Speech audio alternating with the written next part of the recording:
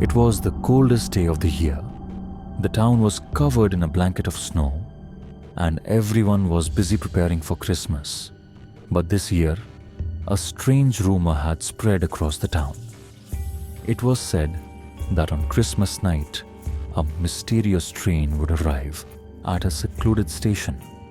Only a select few would be given tickets to board this train, and it was believed that the train could fulfill their deepest desires. However, there was a terrifying secret associated with it. Anyone who boarded the train never returned. Arav, a 30-year-old man who had recently lost both his job and his relationship, sat alone in his small rented room. Suddenly, a ticket slipped under his door.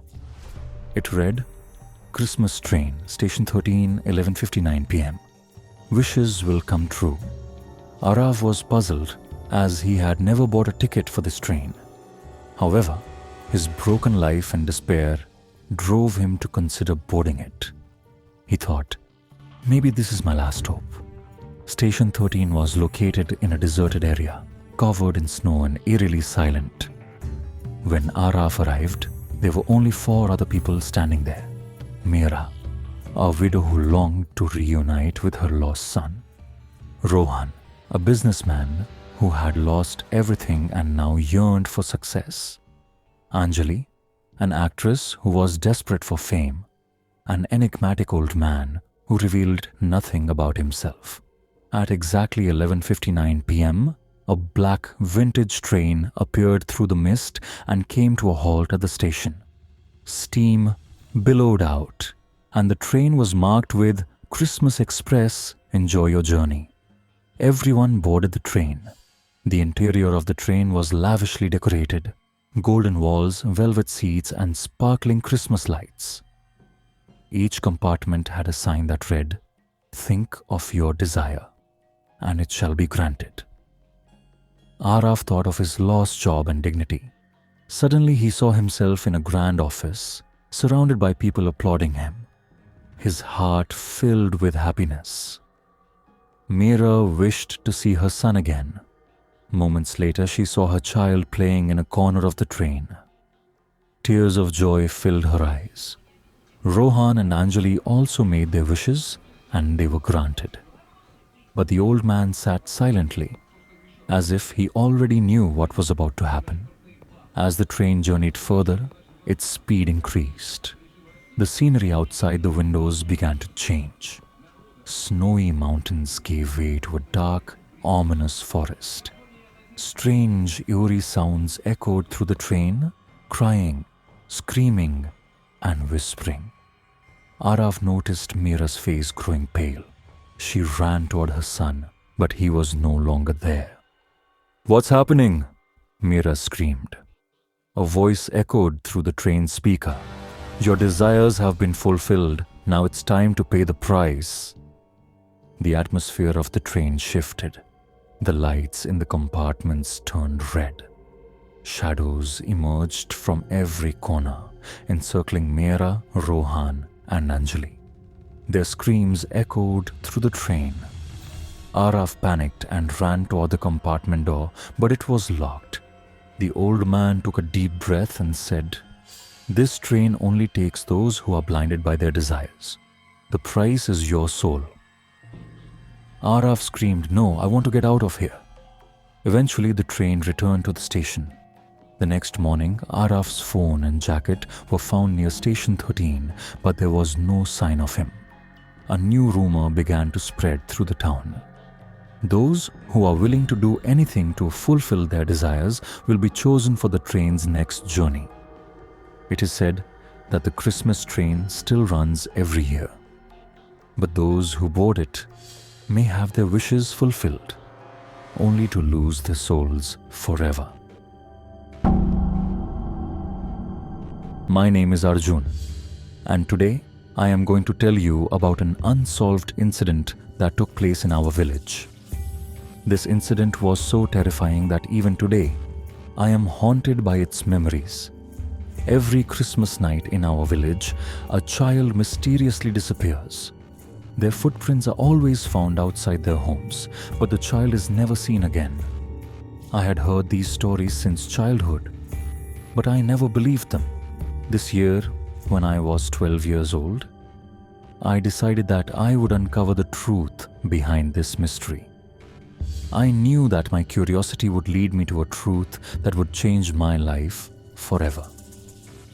Preparations for the Christmas celebrations were in full swing in the village.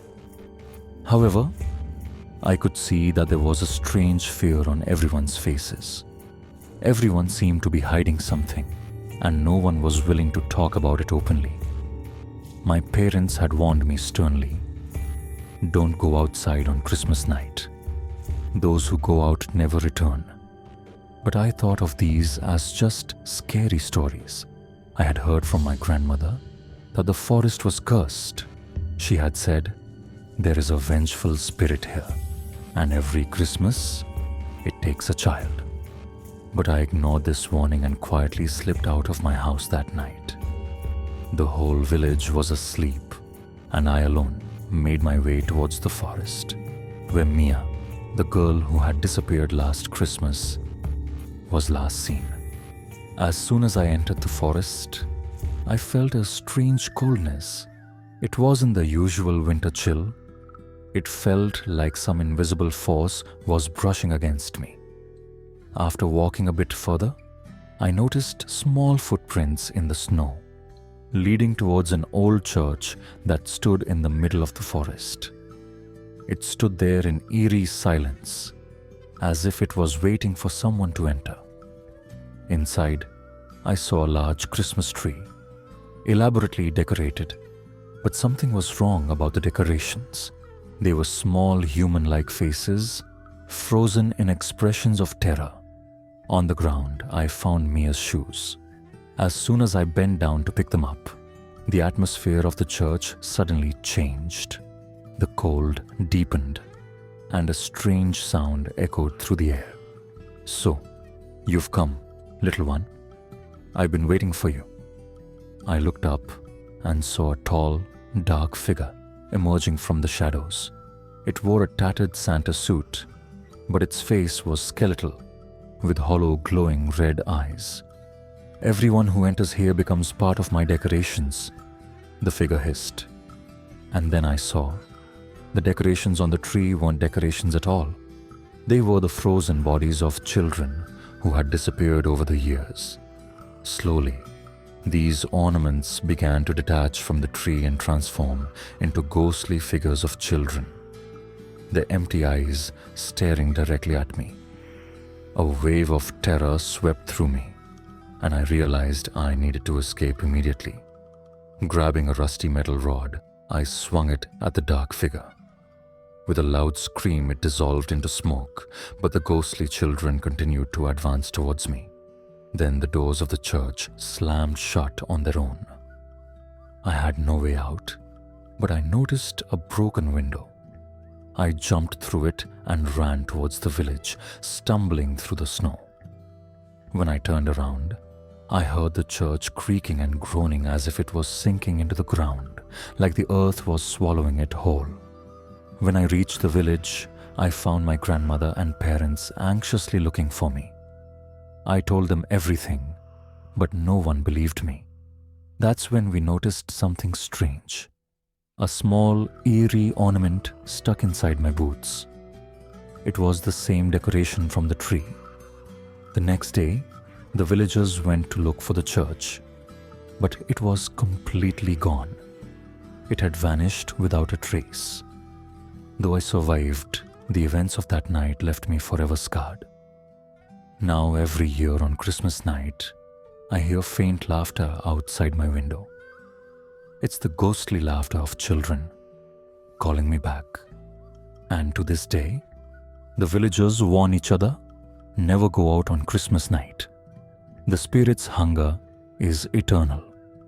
This is my story, and I am sure you will never go into that forest. You won't go, right? On Christmas Eve, the small town of Coldwell was blanketed in snow. The air carried the scent of pine, and the warmth of festive joy. Families gathered around their Christmas trees, celebrating the holiday. Amidst the festive cheer, a young woman named Clara sat alone in her small apartment. Clara's parents had passed away years ago, and her friends had moved far away.